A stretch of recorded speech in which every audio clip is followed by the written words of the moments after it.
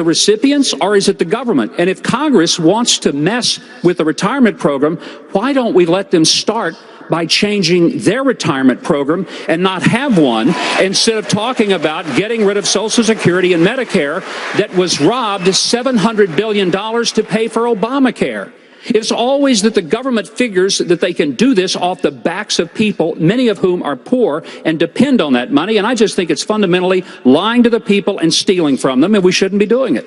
Chris. 30 seconds. Yeah, sure. And I don't disagree with ending Congress's retirement program. I'm a governor. I don't have a retirement program in my state, and I don't disagree with that. But here's the news for the American people. He's complaining about the lying and stealing. The lying and stealing has already occurred. The trust fund is filled with IOUs.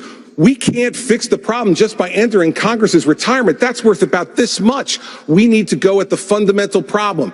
And the fundamental problem is that this system is broken. It has been stolen from. We have been lied to. We need a strong leader to tell the truth and fix it. All right, this is it. 30 seconds finally. Well, you ask about how we fund it. One of the reasons that Social Security is in so much trouble is the only funding stream comes from people who get a wage.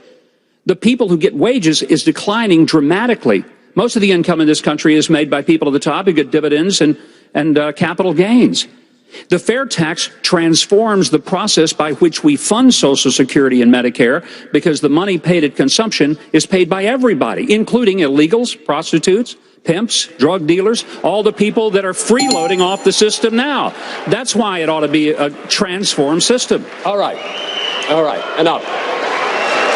Mr. Trump. It's getting a little R-rated.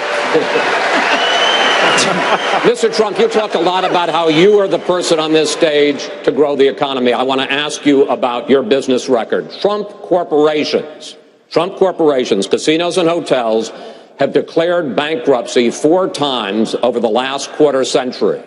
In 2011, you told Forbes magazine this: "I've used the laws of the country to my advantage." But at the same time, financial experts involved in those bankruptcies say that lenders to your companies lost billions of dollars.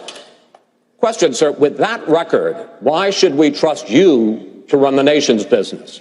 Because I have used the laws of this country, just like the greatest people that you read about every day in business have used the laws of this country, the chapter laws, to do a great job for my company, for myself, for my employees, for my family, etc. I have never gone bankrupt, by the way. I have never. But out of hundreds of deals, but sir, excuse me, that's your line, but your companies have gone bankrupt. What am I saying? Out of hundreds of deals that I've done, hundreds, on 4 occasions, I've taken advantage of the laws of this country, like other people. I'm not going to name their names because I'm not going to embarrass, but virtually every person that you read about on the front page of the business sections, they've used the law. The difference is when somebody else uses those laws, nobody writes about it. When I use it, they say, oh, Trump, Trump, Trump. The fact is, I built a net worth of more than $10 billion. I have a great, great company. I employ thousands of people, and I'm very proud of the job I did. Again, Chris,